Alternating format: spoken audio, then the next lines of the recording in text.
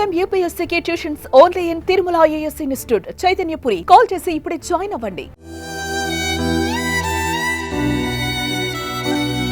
నాకేం చెప్పలేదు, అతను చెప్పి కూడా పోలేదు, ఎప్పుడైనా చెప్పి పోతాడు. చంద్రుడి మీద అడుగుపెట్టాం, అయినా మనం కులాన్ని మర్చిపోలేదు. అంతరిక్షానికి టూరిస్టులాగా వెళ్ళొస్తున్నాం, అయినా మనం కులాన్ని మర్చిపోలేదు. స్పేస్లో కూర్చుని నెలకు నెలలు పరిశోధనలు చేస్తున్నాం, అయినా మనం కులాన్ని మర్చిపోలేదే. నాడు మిర్యాలగూడ అమృత ప్రణయ్, నేడు సూర్యాపేటలో భార్గవి కృష్ణ. కుల అహంకారానికి ఇంకా ఎన్ని ప్రాణాలు బలైపోవాలి? కులం పేరుతో ఇంకా ఎన్ని హత్యలు జరగాలి? ఈ ప్రశ్నలు వేస్తున్నది నేను కాదు, పరువు హత్యలో భర్తను కోల్పోయిన భార్గవి ఈ సమాజానికి వేస్తున్న ప్రశ్నలు. ఫోన్ చేసిర్రు 5ంటికి, ఈవినింగ్ టైంలో 5ంటికి బయటికి వెళ్ళిండు. నాకు చెప్పకుండా ఎప్పుడైనా చెప్పి వెళ్తాడు, అసలు చెప్పకుండా ఎవరో మహేష్ అనే పేరు ఫోన్ చేసిండు, వెళ్ళిండు, ఏదో తీసుకొస్తా సరే అని చెప్పి. సూర్యాపేటలో దారుణ హత్యకు గురైన వడ్లకొండ కృష్ణది 100% పరువు హత్య అని తేలిపోయింది. ఎందుకంటే కృష్ణ కంటే అతన్ని పెళ్లి చేసుకున్న భార్గవి కులం పెద్దది. ఈ కులం ఫీలింగే కృష్ణ హత్యకు కారణమైంది. పోలీసులు కూడా అదే చెప్తున్నారు. కులం తక్కువ వాడనే కోపంతోనే తన అన్న నవీన్, తమ్ముడు వంశీ, తండ్రి సైదులు, వాళ్ల స్నేహితుడు మహేష్ కలిసి తన భర్తను హత్య చేసినట్టు భార్గవి ఫిర్యాదు చేసిందని చెప్తున్నారు. ఇదంతా చూస్తుంటే కేవలం కులం కోసమే కృష్ణ హత్యకు కారణమైందని అర్థమవుతోంది. మా మమ్మీ, మా డాడీ వాళ్ళు, మా అన్నలు ఒప్పుకోకపోతే ఇక మా ఇంట్లో మేము ఉన్నాం సూర్యాపేటలో. సరే, వాళ్ళు సైలెంట్గా ఉన్నారు, మేము సైలెంట్గానే ఉన్నాము. వాళ్ళు ఏం అనలేదు ఇప్పటివరకు అయితే. నాకైతే వాళ్ళ మీదే ఉంది. నిజానికి హత్యకు గురైన కృష్ణ భార్గవి సోదరుడు నవీన్ కు స్నేహితుడు.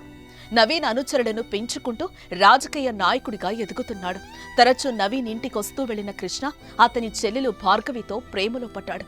అయితే ఈ ఇద్దరూ వాళ్ల ప్రేమ వ్యవహారాన్ని నవీన్ కుటుంబానికి చెప్పారు. వాళ్లు పెళ్లికి ఒప్పుకోకపోవటంతో ఇద్దరు కలిసి ఇల్లు వదిలి పారిపోయారు. 6 నెలల క్రితం పెళ్లి చేసుకుని మళ్లీ సూర్యాపేటలోనే కాపురం పెట్టారు.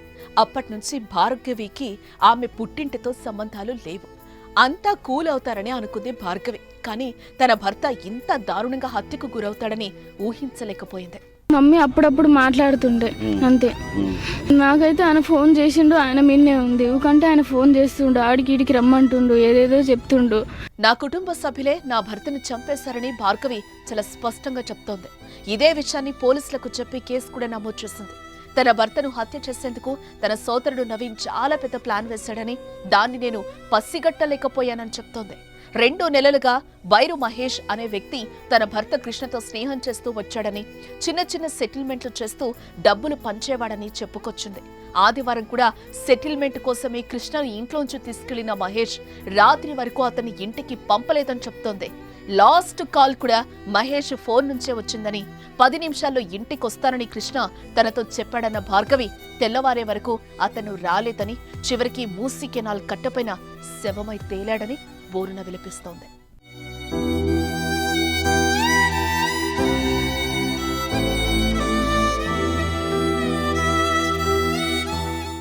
ప్లాన్ ప్రకారమే కృష్ణను హత్య చేశారని సీన్ ఆఫ్ ఎఫెన్స్ చూస్తే అర్థమవుతోంది.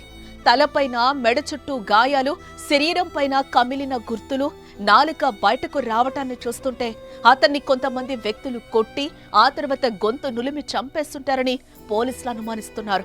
అయితే తనను ఎదిరించి తన చెల్లిని పెళ్లి చేసుకుని తన కళ్ల ముందే సూర్యాపేటలో కాపురం పెట్టడాన్ని నవీన్, అతని స్నేహితులు భరించలేకపోయారని పోలీసులు అనుమానిస్తున్నారు. కళ్ల ముందే కృష్ణ తన చెల్లెలు భార్యాభర్తలుగా కలిసి తిరగటాన్ని తట్టుకోలేకే ఈ దారుణానికి ఒడిగట్టి ఉంటారని చెప్తున్నారు. చంపేసిన వాళ్ళని నేనైతే ఊకోను. అలా ఖచ్చితంగా నేను కేసు పెడతా, వాళ్ళు ఖచ్చితంగా జైలుకి వెళ్లాల్సిందే. నేనైతే ఊకోను, అది ఎవరైనా సరే. సూర్యాపేటలో భార్గవి కృష్ణ కేసు మిర్యాలగూడలో అమృత ప్రణయ్ కేసును తలపిస్తోంది. కూతురి కోసం మారుతీరావు హంతకుణ్ణి చేస్తే ఇప్పుడు చెల్లెలి కోసం నవీన్ను హంతకుణ్ణి చేసింది. కేవలం కులం, ఈగో తప్ప ఇక్కడ ఏం కనిపించడం లేదని అర్థమవుతోంది. మరి మీరేమంటారు? భార్గవికి జరిగింది అన్యాయమా కాదా? కామెంట్స్ రూపంలో రాయండి.